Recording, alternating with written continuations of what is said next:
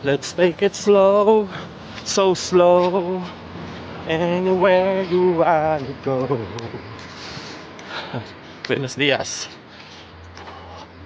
I'm trying to reach 5 kilometers this morning and I'm taking a different approach. Kasi nga nung una, in-sprint ko agad sa beach. Alam ko matindi ako. Kinapos ako ng todo. Almost 4 days masakit sa tamang ko. But I kept on pushing myself. So I try to run every day. And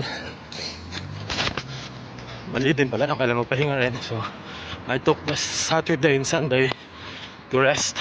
And today, banat ulit to build my stamina. So I'm taking a different approach. Slow pacing muna tayo to build stamina. Hindi lang advice sa akin sa pigilan as a runner. Huwag muna sprint. Build your stamina first.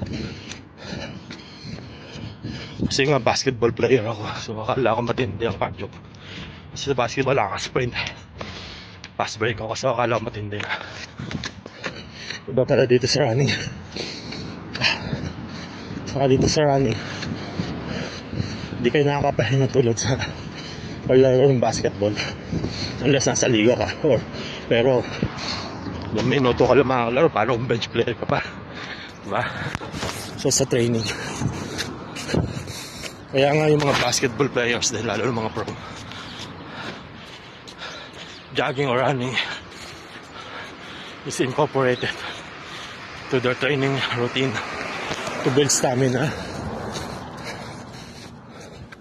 So I'm trying to reach 5 kilometers. I think nakaka-pour something now and I'm so tired. Nahina pa rin talaga.